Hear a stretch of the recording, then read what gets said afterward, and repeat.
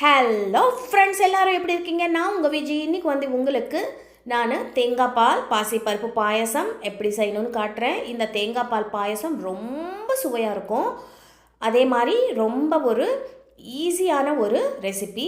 நம்ம தேங்காய் மூடி ஒரு அரை மூடி தேங்காய் நல்லா இந்த மாதிரி சின்ன சின்ன பீஸாக கட் பண்ணிவிட்டு இதில் ஒரு கப் தண்ணியும் சேர்த்துட்டு நல்லா மையாக அரைச்சிக்கோங்க.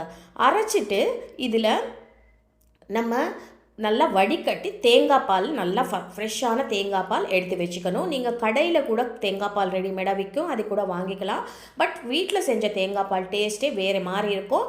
பாருங்கள், நல்லா தேங்காய் பால் இந்த மாதிரி ரெடி ஆயிடுச்சு. இந்த தேங்காய் பால் திக்காக இருக்கும், எடுத்து வச்சுக்கோங்க. இப்போ குக்கர் சூடு பண்ணிக்கோங்க. இதில் ஒரு 2 ஸ்பூன் நெய் விட்டுக்கோங்க. இதில் முந்திரி திராட்சை எல்லாம் போட்டு நல்லா பொன்னிறமாக வறுத்துட்டு இதெல்லாம் எடுத்துகிட்டு ஒரு பிளேட்டில் தனியாக எடுத்து வச்சுக்கோங்க. நம்ம இதில் ஜவ்வரிசியும் பாசிப்பருப்பு ரெண்டும் யூஸ் பண்ண போகிறோம். இப்போது ஒரு கப் ஜவ்வரிசி, ஒரு கப் பாசிப்பருப்பு ரெண்டு ஈக்குவல் குவான்டிட்டியில் எடுத்துக்கோங்க. நீங்கள் ஜவ்வரிசியும் பாசிப்பருப்பையும் நல்லா ஃப்ரை பண்ணிக்கணும். குக்கரில் நல்லா பொன்னிறமாக கோல்டன் ப்ரௌன் கலர் வரணும். இந்த ஜவ்வரிசி நல்லா இந்த மாதிரி உப்பி வரும். அப்போ தான் நம்மளுக்கு இது நல்லா வெந்துடும். குக்கரில் வச்சதுக்கப்புறம் நம்மளுக்கு நல்லா நீங்கள் ஒரு வேளை ஜவ்வரிசி ஃப்ரை பண்ண வேணாம்னு நினச்சிங்கன்னா 1 மணி நேரம் ஊற வச்சுட்டு அது கூட சேர்த்துக்கலாம். அப்போ பாசிப்பருப்பு மட்டும் நீங்கள் ஃப்ரை பண்ணிக்கோங்க. இப்போ இதில் 2 கப் தண்ணி சேர்த்துட்டு குக்கர் மூடிட்டு ஒரு 2 விசில் வர வரைக்கும் வேக வச்சு எடுத்து வச்சுக்கோங்க. இது நம்ம ஜவ்வரிசியும் பாசிப்பருப்பும் சேர்த்து செய்கிறோம். நீங்கள் வேணும்னா பாசிப்பருப்பு மட்டும் சேர்த்து செய்யலாம், அதுவும் சூப்பராக தான் இருக்கும். இப்போ பாருங்கள், குக்கர் மூடிட்டு ஒரு 2 விசில் வர வரைக்கும் நம்ம வேக வச்சு எடுத்து வச்சுக்கலாம். இந்த பாசிப்பருப்பும் ஜவ்வரிசியும் நல்லா சாஃப்டாக வெந்துடும். நம்ம ரெண்டு விசில் வந்ததுக்கப்புறம் நல்லா அந்த விசில் இதெல்லாம் போனதுக்கப்புறம் திறந்து பார்க்கலாம். பாருங்கள், ஜவ்வரிசியும் நல்லா முத்தாக நல்லா வெந்திருக்கு. அதே மாதிரி நம்ம போட்ட பாசிப்பருப்பும் நல்லா சாஃப்டாக வெந்துருச்சு.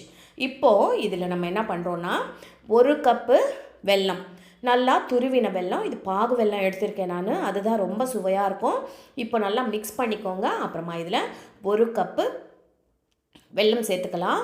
நம்ம ஜவ்வரிசியும் பாசிப்பருப்பும் சேர்த்து 1 கப் எடுத்துருக்கோன்னா இந்த வெல்லமும் அதே கப்பில் 1 கப் எடுத்துட்டோன்னா கரெக்டாக தான் இருக்கும். இப்போ நம்ம நல்லா அந்த வெல்லம் எல்லாம் கரையிற வரைக்கும் நல்லா இது பண்ணிக்கலாம். அப்புறமா இதில் ஏலக்காய் தூள் சேர்த்துக்கோங்க. நல்லா வெல்லம் கரைஞ்சிருச்சு பாருங்கள். இப்போ ஸ்டவ் ஆஃப் பண்ணிவிடுங்க. ஸ்டவ் ஆஃப் பண்ணிவிட்டு நம்ம தேங்காய் பால் எடுத்து வச்சுருக்கோம் இல்லையா, அந்த தேங்காய் பால் இதில் சேர்த்துக்கோங்க. தேங்காய் பால் போட்டதுக்கப்புறம் ஸ்டவ் ஆனில் இருக்கக்கூடாது.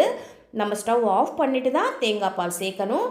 பாருங்கள், சூப்பர்பாக ஜவ்வரிசி பாசிப்பருப்பு தேங்காய் பால் பாயசம் ரெடி ஆயிடுச்சு. இது ரொம்ப சுவையாக இருக்கும். கண்டிப்பாக ஒரு வாட்டி ட்ரை பண்ணி பாருங்கள். உங்கள் எல்லாருக்கும் ரொம்ப ரொம்ப பிடிக்கும்.